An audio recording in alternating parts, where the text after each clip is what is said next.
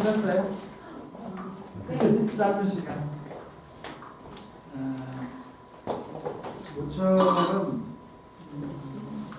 여기 천문관 제가 하면서 이렇게까지 기초 천문학을 하지는 않아요.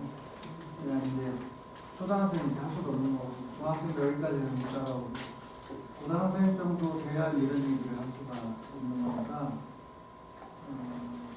어려움을 할 수는 없고 쉬운 거를 하는데, 오늘은 그래도 여러분들이 전문지도사라고 하는 게 현대천문학을 모르고 국천문을 할 수는 없는 거니까 그래도 어느 정도 조금 깊이가 있는 기초를 지금 하고 있다 이렇게 생각하시면 되겠습니다. 아까 지금 우리가 소행성을 얘기했는데, 소행성들은 목성 사이에 띠를 이루면서 돌아가고 있구나. 이런 것들이 하나씩 지구의 대기권 안으로 들어오면 운석이 돼서 떨어지는데, 그 운석들의 고향이 바로 이 소행성대구나, 이렇게 이해를 하시면 되겠습니다. 그런데 이때 이제 1989년도에 약 70만 킬로미터까지 접근했어요. 그러면 우리 달까지 38만 킬로미터니까 우리 달 얼마나 가까워요? 그거에 약 2배가 안 되는, 38에 76이니까 2배 안 되는 거리까지 들어왔다는 거잖아요. 만약에 이게 지구에 충돌했다면 직경 10km의 구덩이, 운석 구덩이, 달에 지난번 우리가 관찰을 할 때 운석 구덩이 막 봤잖아요. 그런 운석 구덩이가 직경 7km짜리가 뚫린다 그러니 이렇게 되면 이건 어마어마한 거죠. 인류의 대멸종까지는 아니래도 엄청난 타격을 가져오게 되는 건데, 사실은 이렇게 우주를 좀 이해를 하고 나면, 특히 태양의 성질이라든지 이런 걸 좀 이해하고 나면 불안합니다. 별이라는 게 이 시골에서 밤하늘의 별이 심미적으로 아름답고 정서적으로 우리 어떤 풍부한 이런 걸 함양해주는 그런 측면도 있고, 또 꿈과 미래라고 하는 희망, 또 뭐 약간 문명사학적으로 보면 뭐 우주개발 이런 식으로 인간의 어떤 욕심에서 보는 관점 말고, 심리적으로 그렇게 아름답고 이러지만 결국 저 별의 일생을 알고 나면 쟤도 언젠가 폭발하고 커지고, 우리 해도 커지고 우리 식으로 이제 삼켜서 없애버릴 건데, 그런 걸 알고 이런 소행성이나 해성 같은 게 지나가서 지구와 근접해서 충돌이 임박한다, 영화에 나오는 거죠. 이런 것들을 상상하면 불안하죠. 그래서 이제 저는 대학 때부터 학교, 과학교 다닐 때 이런 내용들을 가르치다 보면 겸손해야겠다, 그렇잖아요. 욕심이라는 게 한없는 게 우리 인간이지만, 이런 우주 앞에서는 한없이 보잘것없는 존재가 아니라 우리가 소중한 존재인데 낮추고 겸손해야 된다는 뜻이에요. 그래서 될 수 있으면 욕심을 탐하는 탐욕을 좀 낮추는 것이 좋겠다. 그게 이제 기후위기에서 우리가 해야 할 생태적인 소양이에요. 이런 것과 우리 지구의 어떤 위기, 기후위기 이런 것들이 다 연결이 된다고 하면 겸손하고 적게 소비하고 조금을 지향하고 지향하고 삶 속에서 소비를 줄이고, 이게 우리 기후위기를 막는 방법이거든요. 겸손해지면 좋겠다는 생각을 합니다. 혜성처럼 나타나다 이런 말 하잖아요. 혜성은 도대체 어디로 오는 것인가? 혜성 우리 태양계 식구인가? 애매합니다. 이라고 할 수도 있고 아니라고 할 수도 있고 그래요. 그러나 어쨌든 우리 태양계의 번역 안에서 오는 거라고 하는 것이 이제 일반적으로 볼 수 있고, 더 먼 곳에서 온다, 그럴 수도 있습니다. 자, 이게 이제 혜성의 구조예요. 제가 1994년도에 처음으로 성공중학교에 지문 관측 동아리를 만들었고, 94년. 그리고 그 95년부터 97년 사이에 이제 헤일밥 혜성이 옵니다. 헤일밥 혜성이라고. 그래서 시민들을 위한 관측회도 하고, 남쪽 운동장에서도 헤일밥인지 아니면 향부탁했는지 아무튼 그런 혜성 관측회를 막 했었어요. 그래서 올 9월부터 10월까지 또 세기의 혜성이 하나 등장할 거라고 보고 있습니다. 그때 여기는 우리 부건태학 문화생들은 함께 해성관측회를 기념으로 같이 할까 생각 중입니다. 해보시고 해성은 저렇게 이제 주로 이제 얼음으로 되어 있어요. 얼음이나 가스 뭐 이런 걸로 주로 먼지 이런 걸로 되어 있기 때문에 우리 태양계에 오게 되면 못 깨져요. 녹으면서 이제 꼬리를 만들게 되고 또 일부는 그런 이온 상태의 물질, 그걸 우리가 이온 꼬리라고 얘기하는 게 이온 꼬리. 먼지 꼬리는 그야말로 우리 지구상에서 보는 먼지와 같은 거라고 보시면 돼요. 그래서 코마가 있고 핵이 있고 꼬리가 있고 세 가지로 있는 게 이제 해성이에요. 그리고 해성이 올 때는 많은 동심을 불러일으키게 하죠. 그래서 이게 이제 헨리해성입니다. 그래서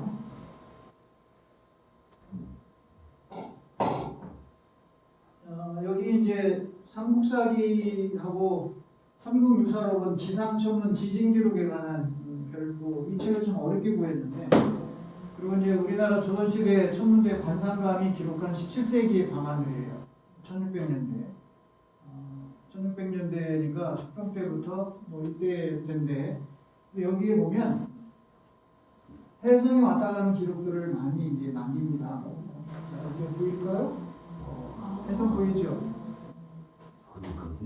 이제 이런 기록들을 이제 우리 조선왕조실록 이런 데서 이제 찾아낼 수가 있고요. 이건 이제 관상감에서 별도로 성변 축후 단자라고 하는 오늘날로는 천적 관측일지를 이제 천문 관리들이 쓰게 돼요.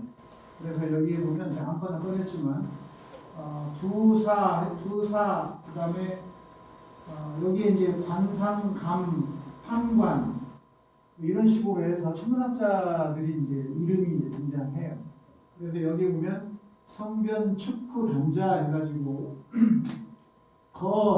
10월 29일 정해 야 사경 초 해성 이견 그 다음에 이 뭐라고 써있는데 지금 이숙 12도 거극 190도 그리고 형태와 색깔 급 미 뿌리 이것은 이런 식으로 기록을 해놓는 겁니다.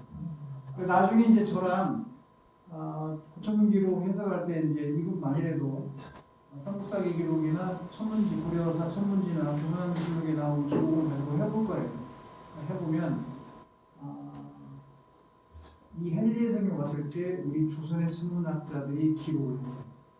헨리해성 해놨다고 제가 이거 표시를 안 해놨거든요. 나중에 이제 고천문에 제가 또 설명을 드리도록 하겠습니다. 어쨌든 병광성이라고 하는 게 이제 현대 천문학에서 이제 근대 이후에 나온 용어예요. 병광성이 별이 밝기가 밝아졌다가 어두워졌다가 밝아졌다가 어두워졌다가 이렇게 이제 변하는 걸 병광성이라고 합니다. 이 병광성의 최초의 관측이 조선 천문학자였어요. 인류에서. 근데 이제 안 알려져서 그렇지 선조 때 제가 선조실록에서 찾았었는데 그걸 가지고 천문학자들이 전국의 천문학이 다 모이게 합니다. 이게 사라졌다 나타나거든요. 그러면 안 보이다가 탁 나타나는 건 객성이에요. 손님별. 그거는 안 보이다 나타나는 건 별 일생에서 폭발해서 죽는 걸 말합니다. 그건 우리 육안으로는 안 보였는데 희미하니까 안 보여 없는 거예요. 그런데 별이 죽을 때 환해지거든요. 주먹만 하거나 모가만 하다가 이렇게 표현을 해요. 기록으로. 그 모가만 한 크기에 따라 얘가 폭발해서 우리 눈에 들어오는 겁니다. 죽은 거예요, 별이. 그거를 이제 기록해 놓는 거예요. 이게 객성이라고 하는 거예요. 그런데 처음에는 객성이라고 했다가 이거 바꿔야겠다. 그 자리에서 또 나타났다. 객성은 그거 이제 얼마간 한 14일 지나고 사라져야 되거든요. 안 보여요, 사실. 그런데 객성이라고 했는데 나중에 또 나타나서 그 자리에서 야, 이거 이상하다. 이 객성 아니다. 그래서 이거는 그냥 별이다. 이 병광성인 거예요. 그래서 이 서양에서 처음으로 병광성을 기록을 해놨지만 우리 조선의 천문학자들이 병광성을 처음으로 관측해서 기록해놨어요. 그게 미라입니다. 미라. 나중에 얘기까지 가면 이거 못하니까 어머님을 세지 않게 제발 도와주십시오. 이 헨리의 성을 우리도 관측하고 있었다. 헨리라는 사람이 과거의 기록을 뒤져보니까 얘가 76년이 오는 금이 아닐까? 오는 똥가 아닐까? 이런 생각을 한 거예요. 그래서 이 과거의 기록들을 뒤져봐서 얘는 분명히 76년 뒤에 또 올 것이다. 예측을 한 거예요. 그래서 헨리 예측대로 그 얼마 뒤에 76년이 되는데 어김없이 나타났어요. 그래서 이거를 헨리 해성이라고 이제 우리가 붙여서 알고 있는데 76년 주기니까 한번 왔었거든요. 우리 때는 못 봐도 여기 젊은 김병 학생님이나 뭐 조수연 선생님 젊으신 분들은 그거 저거 나이 차이 한 50년 차이 나죠. 어쨌든 이렇게 헨리에서는 주기가 76년 만에 옵니다.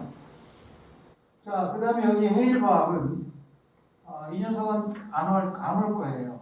안 오는 게 아니라 수천 년 정도 되어 돌아오는 76년을 기다려본다 보지 어떻게 해. 현실적이니까. 그러나 헤일바합은 이때 관측은 저도 사진 찍어놓은 거 있는데 오래돼서 못 찾겠어요. 어디 있는지. 그냥 가져다가 썼습니다. 헤일바합 해석이 있다면 이런 맥루트 해석과 같은 이런 해석들이 다 나간 녀석들입니다. 우리 지구의 손님으로. 그래서 해성들은 짧은 최단 주기, 단주기, 장주기, 아예 주기가 없는 불규칙한 거 이렇게 이제 분류를 해요. 그래서 3.3년에 한 번씩 오는 놈이 바로 엔케 해성입니다. 이 해성에 관한 기록은 우리 조선왕조실록에도 해성 기록이 많이 나오는데 이 녀석의 가능성이 커요.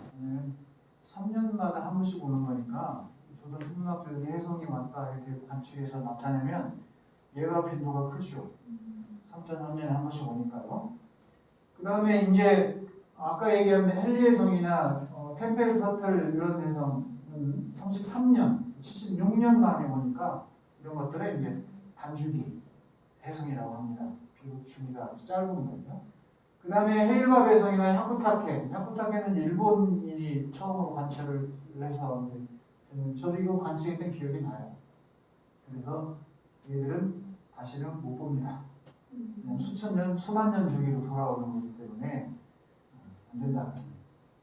그 다음에 이제 이 맥루트 아까 봤던 이런 것들은 비주기 해성, 안 와요.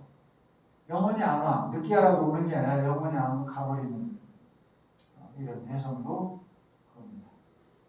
자, 이게 지금 2020년에 캐나다 엘버타의 주립공원에서 촬영한 건데 아름답죠? 저 이번 6월에 몽골 들어갔는데 몽골에 별사진을 겸해서 찍고 오려고 하는데 기대가 좀 되고 있으면 어쩌는지 갔는데 광야만 잔뜩 있는 몽골 초원인지 그건 모르겠지만 어쨌든 저게 이제 쯔진산 되죠? 쯔진산이 바로 이제 자금산이에요. 이 자금산 남경에 있습니다.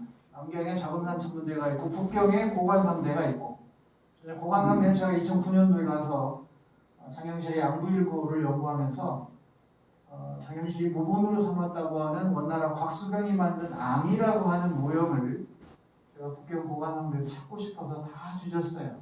모형을 찾았어요. 아마 그때 국내에 최초로 제가 찾았을 겁니다. 그래서 저 앙부일구를 이제 제작 원리를 발표하면서 원나라 곽수경이 만든 앙이와 그릇 모양은 같지만 구조가 완전히 다릅니다. 그래서 앙이를 모방했다고 나와요. 실제로 만들 때 보면. 그러나 그 틀은 모방했지만 전혀 다른 용도로 우리는 시계와 달력 겸용이고 그 앙이는 끝에 이 시계바늘 쪽에다가 구멍을 뚫어요. 우리는 이제 이 앙부일구가 이 중심에 속에서 이렇게 층이 올라오거든요. 속에서. 근데 중국의 앙이는 여기 겉에다 대를 대요. 대를 대서 이렇게 대. 수평으로. 그래서 끝에 겨다씨만한 구멍을 넣어서 여기에 일식이 올 때 일식의 상변화를 보거나 그런 목적으로 했어요. 우리 세종대왕은 그렇지 않고 백성들에게 시간과 달력을 주고 싶어서 여기에 세로는 시계요, 가로줄은 달력이요. 그리고 여기에다가 이제 어려운 전도체의 한문이 아니라 12지신의 머리, 짐승 머리를 써서 뱃머리, 돼지머리, 말머리, 양머리 이렇게 해서 글자를 모르는 백성들이 시계를 짐승 머리를 보고 시간을 알 수 있게 그렇게 배려를 합니다. 어디도 없는 정말 대단한 걸작이 바로 안 보이는데 뭘 가다가 또 일로 왔어요? 정해진 시간에 끝내야 되는 상황으로 갑니다. 자금산 천문제 돌아왔어요.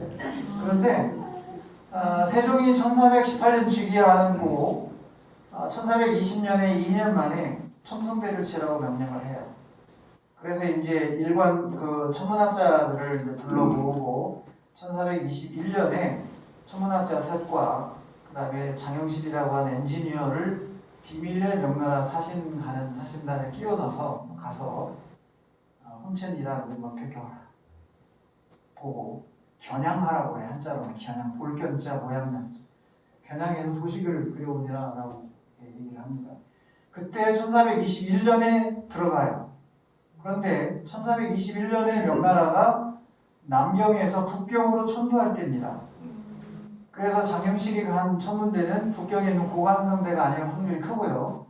그래서 남경에 있는 이 자금산 천문대, 그래서 이 자금산 천문대에서 지난 작년 1월 9일 날 쯔진산 되어 있잖아요. 자금산입니다. 그 자금산 천문대가 중국의 상징적인 천문대입니다. 국가 천문대니까. 명나라의 천문대였어요. 그러다가 이제 1421년 명나라가 이제 북경으로 올라오면서 그때까지는 우리 동이족의 영역이 그쪽이 다 없다고 보시면 돼요. 그때 이제 천문대가 올라옵니다. 연암 박지원이나 담원 홍대용이 그 북경의 고강당들을 갈 때는 이미 이제 1700년대니까 옮긴 다음에 이제 북경에 있는 고강당들 천문대를 가는 거고, 장영실은 여기 자금산에 있는 천문대를 쓸 것으로 제가 해석을 하고 있습니다. 어쨌든 여기에서 이 자금산 해성을 관측을 했어요. 그래서 이제 언제 최 밝기로 등장하냐면 올 9월 말부터 10월 중순까지 이어집니다. 그래서 이때 우리가 이제 9월 초에 이 연수가 마무리가 되고 9월 말부터 10월까지, 10월 초까지는 새벽에, 그리고 10월 중반 이후부터는 이제 초저녁에 볼 수 있으니까 이때 한번 같이 여기 우리 고천문연구회 식구들이 한번 같이 만나보도록 하겠습니다. 기대해 보시고요. 우리 그때 만나요. 제가 써놨습니다. 자금산 해성, 쯔진산 해성의 밝기가 이렇게 보인다고 하는 거고요. 자, 이거를 이제 한번 보세요. 여기를 보면 우리 태양에서 수, 금, 지, 화, 목, 토, 천, 해, 여기가 뭐 명이 있는 거예요. 명이. 그러면 여기가 100AU잖아요. 100AU면 명왕성까지 40AU라고 했잖아요. 그러면 토성까지가 10AU예요. 그러니까 우리 지구에서 해까지 거리가 1AU를 10번 가면 토성이 있다, 그런 얘기입니다. 10AU니까 이건 잘 기억하세요. 토성까지는 10AU구나. 그 다음에 명왕성까지는 40AU니까 이 근방 어디에 있는 거예요. 그리고 보이저 2호가 현재 100AU까지 갔어요. 우리 잠수함선이. 이 시점이 언젠가는 제가 정확히 모르겠는데, 자, 그러면 우리가 아까 화성과 목성 사이에 뭐 있다고 그랬죠? 소행성대가 있었어요. 그 다음 잘 보세요. 내가 소행성대 이거. 그 다음에 여기 2번이 바로 뭐가 되냐? 카이퍼대라고 하는 거예요. 카이퍼대. 화면이 나올 거예요. 좀 기다려주세요. 카이퍼라고 하는 사람이 예측을 했어요. 1950년 후반에 아마 예측한 걸로 제가 기억을 하는데, 저기 어딘가에서 뭐가 온다. 이 해성들 중에서 비교적 단주기 해성들은 여기 어디 근방에서 얘들이 태양계로 해성은 반드시 해를 걸쳐서 돌아가야 돼요. 돌아가야 돼. 해를 걸치고 돌아요. 어디든. 그래야 햇빛에 녹아서 우리 눈에 보이게 되는 거예요. 안 보이다가. 어쨌든 저기에 있을 것이다라고 해서 한 게 카이퍼대라고 해서 카이퍼 벨트라는 말이 천문학용어로 등장하게 되고요. 그 다음에 이 만 AU 지금 보이나요? 3번이라고 하는. 이 만 AU에 이 오르트라고 하는 사람이 또 여기에 수없이 많은 10의 11성 12승계의 이런 천체들이 있을 것이다 라고 추측을 하고, 지금까지 관측을 한 건 아닙니다. 예상 추측을 해서 저게 있을 것이다 이렇게 좀 해석을 하고 있는, 이거를 오르트 그룹이라고 해요.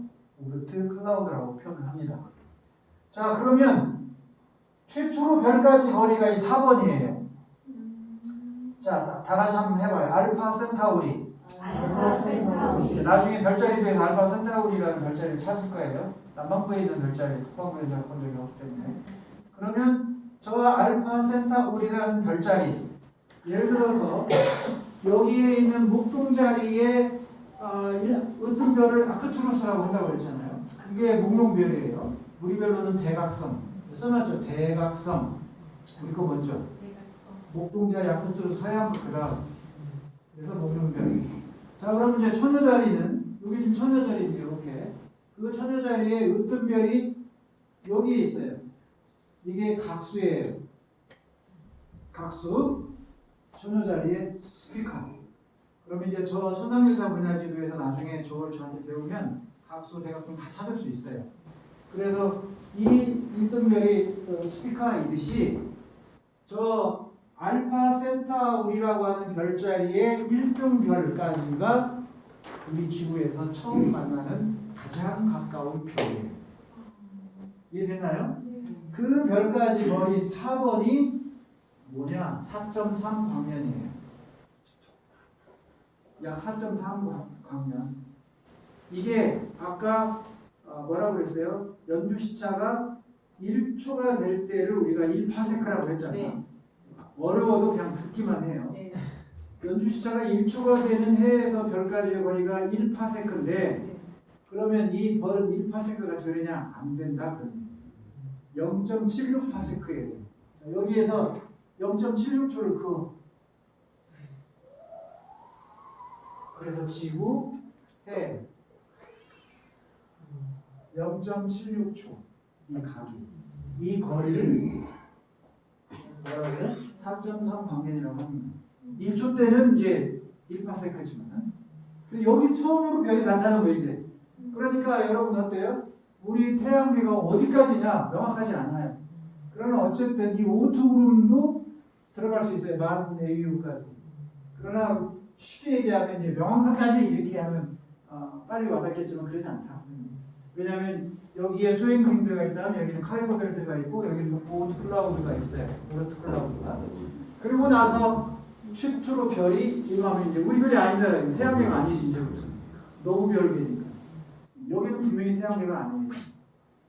자, 그래서 이 개념을 보고 나면 가장 가까운 별까지가 센타우루스 자리의 알파별이다. 그 알파별이란 말이 으뜸별을 말하는 거예요. 각 별자리에서. 목동자리의 아크투루스, 천여자리의 스피커, 이걸 으뜸별이라고 해요. 그러면 이 센타우루스 자리의 알파별이 우리 지구에서 첫 번째 만나는 우주 공간의 첫 별이다. 이해되셨습니까? 그래서 거리는 연주시차는 0.76초다.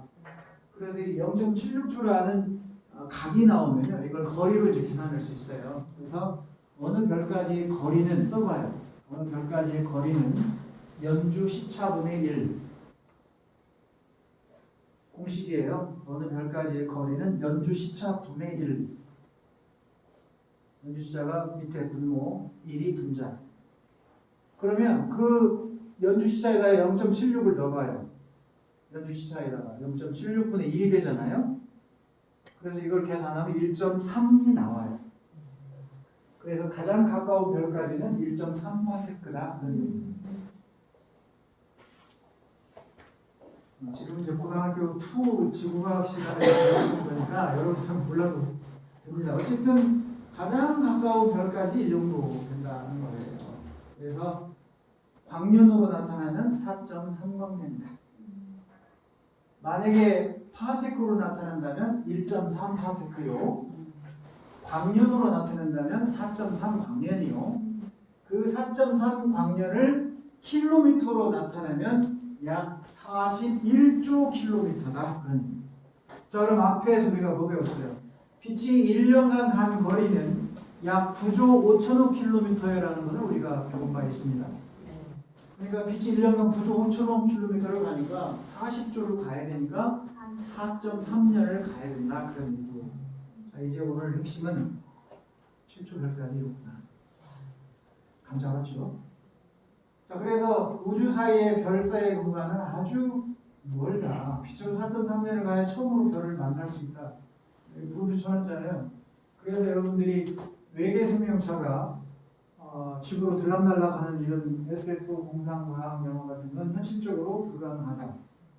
왜냐하면 어느 문명 세계가 우리 빛보다 빠른 이동 수단을 갖고 있다면 가능할 수도 있겠지만 현재 우리의 지구의 이 이성적인 계산으로는 빛보다 빠른 물체는 없고 빠른 것은 없고 빛의 속도로 가는 것도 아직 우리가 못 만들었고 그렇기 때문에 어느 별과 별 사이가 빛의 속도로 4.3년을 가야 하는 거리인데 외계 생명체가 어떤 고도의 발달된 문명을 갖고 우주 비행체를 가지고 왔다 갔다 한다. 이것은 쉬운 일이 아니다. 그런 얘기입니다. 우리 관념으로는. 그러나 외계 생명체는 있습니다. 우리만 있다고 생각할 수 없잖아요. 자, 이제 그 카이퍼벨트라고 하는 게 이거예요. 자, 아까 이게 지금 목성이에요. 목성 궤도가 이렇게 토성이고 목성이니까 그러면 이 안에서 아까 소행성대는 화성과 목성 사이에 있었잖아요. 소행성대. 그러면 소행성대에서 이제 목성 너머에 해왕성과 명왕성. 여기서 보면 이게 지금 플루토 명왕성의 궤도예요. 명왕성의 궤도. 그리고 얘는 해왕성의 궤도입니다. 그러면 이 오트 구름이라고 하는 것이 이 근방에 있어요. 여기 한번 보세요. 요게 지금 아까 말한 카이퍼벨트라고 했으니까 지금 말한 부분, 그러니까 명왕성, 해왕성 이 근방 여기에 이 카이퍼벨트가 있습니다. 그러니까 우리 태양이 안에 있는 거죠, 이 벨트는, 이때는. 그런데 오트 구름은 어디에 있느냐? 넘어가 볼게요. 오트 구름은 더 멀리 있습니다. 요 중심부가 요거예요. 그래서 요 주황색이 뭐라고 그랬어요? 요 주황색은 카이퍼벨트고 노란색은 명왕성의 궤도니까 명왕성의 궤도 쪽에 이제 카이퍼벨트가 있는 거 여기서 재펴오는 것이 아까 해성 중에서 단주기 해성들 아까 뭐라고 그랬어요? 단주기 해성이 헨리 해성 같은 76년 이런 것들 이런 것들이 여기서 잡혀서 들어오는 거고 장주기 해성들 긴 거 2000년 몇만 년 이렇게 되는 것들은 바로 이 오트 그룹에서 잡혀온다. 이 거리가 아까 이 그림에서 보면 여기에요. 그러니까 10,000 AU 보이죠? 1만 AU에서 10만 AU 사이에 있는 이 근방. 그럼 여기는 카이퍼벨트, 여기는 소행성대. 카이퍼벨트에서 단주기 해성들, 오트 그룹에서 아직 실제 관측 못했습니다. 현재까지는 그냥 상상으로 이렇게 해놓은 거예요. 여기에서 온다 이렇게 지금 해석을 하고 있는 거예요. 그래서 저 다닐 때는 이런 거 안 배웠어요. 없었어요 이런 용어들이. 언제 1980년 초반인데 이런 오트 그룹 이런 것은 배우지가 않아. 제가 배웠는데 잊어먹을 수도 있고.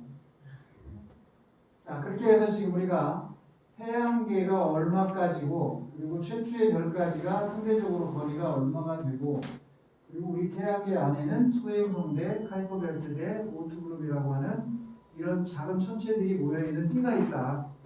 그런 그룹 가지고 우리 태양계에 들어있다는 겁니다. 약 오트그룹에 10의 12승이니까 1을 하고 동그라미 12개 그리면 돼요. 그걸 우주 공간에 퍼뜨리는 거니까 그렇게 많지 않은 거겠죠. 자, 지금 이제 우리 지구에서 천문학자들이 뭘 찾아냈냐면 외부에 있는 별에 딸린 행성들. 그러니까 우리 해에 행성들이 딸려 있잖아요. 목성이 있고 지구가 있듯이 외부에 있는 별에서 찾아가지고 그 별에 돌고 있는 행성을 찾아냈어요. 이게 이제 현재 지금 하고 있는 건데 첫 번째가 바로 요거예요. 이게 이제 우리 태양계고 안에는 그 다음에 외부에 별이 있습니다. 또 다른 별. 알파 세운타로이가 아니에요. 다른 별이에요. 그 별 이름이 항상 뭐냐면 케플러 452라고 하는 별이에요. 이름이. 우리는 별 하면 태양 그러지만 얘는 태양이 아니라 케플러 452 이렇게 약 60억 년 뭐 이렇게 되어 있는 거. 그래서 이 별에 딸려 있는 행성이 이거라 그런 얘기예요. 이 녀석 이름을 케플러 452 B- 이렇게 불러줬어요. 그냥 어려우게 기억하지 말고 실제로 외부에 있는 별의 행성을 찾았구나. 또 이후에 또 하나 찾았어요. 케플러 186이라는 여기에 요 별 이름은 이거예요. 행성 케플러 186. 근데 이 별을 둘레를 도는 행성이 뭐예요? 여기 케플러 186. 이거다 그립니다.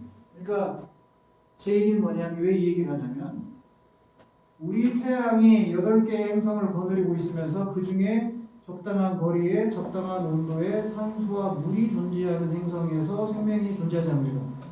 푸른 행성이 우리가 얼마나 우연의 신비의 그 오묘함의 하나잖아요. 그런데 또 다른 별들이 이렇게 행성들을 갖고 있다면 우리와 같은 물리적 환경이 되는 지구의 거리와 온도와 대기와 물이 있다면 생명체가 있다 없다? 있다 그런 얘기입니다. 그게 현실적으로 UFO를 타고 왔다 갔다 하고 하는 것은 우리 관념으로는 아직 안 와닿지만 그러나 이 수없이 많은 별들의 우리의 해만 일어나는 법은 없잖아요. 별이 한두 개가 아니고. 그러니까 외계 생명체는 있다고 하는 거고요. 그래서 지금 저기까지 왔다. 이게 과학으로 찾아냈어요. 대단하죠? 이게 역시 이제 다지능입니다. 여러 전 세계에 있는 천문학자들의 공동 연구에 성과 적용되고 현대 과학 성분이기 때문에 어느 한 사람의 성과다 이렇게 할 수가 없는 거죠. 자 이제 은하로 왔습니다. 지금까지 여러분들이 지금 저한테 배운 모든 얘기는 우리 은하에 있었던 이야기입니다. 어디에 있었던 얘기라고? 우리 은하. 왜? 우리 은하의 거리가 10만 광년이에요. 10만 광년. 자, 1광년이 아까 9조 5천억 킬로미터니까 10만 광년이면 그 길이가 얼마인지 알 거 아니에요. 그러니까 우리가 기껏해야 별 뭐 얼마 떨어지고 해봤자 다 우리 은하 안에 있는 이야기를 지금 한 거다 그러는 거예요. 외부 은하 나가지도 않았어요. 자, 그래서 우리 은하를 이렇게 지금 문어납치 다리처럼 이렇게 지금 해놨는데 저 다닐 때마다 이게 나선 은하라고 했어요. 근데 지금은 공식적으로 막대 나선 은하로 분류합니다. 우리 은하는 안에가 막대기가 들었다 그럽니다. 직사각형에 막대기가 들었고 팔들이 나간다. 그래서 요 폭을 재보면 이만큼이다. 그래서 이 거리를 재더니 얼마다? 10만 광년이다. 그러면 빛으로 여행한다고 하면 우리 은하를 시간이 끝까지가 몇 년 걸린다? 10만 년이 걸려서 처음에 끝까지 갈 수 있다. 그런 얘기예요. 그 다음에 이 폭의 가장 두꺼운 이 핵 부분, 이 부분이 만광년, 중심부가. 그러니까 이런 형태로 보면 돼요. 우리 은하가 가운데로 볼록하고 원반 아시죠? 원반 던지기하는 사람 있잖아. 휙 돌릴 때 그 원반이 가운데를 볼록 얇거든요.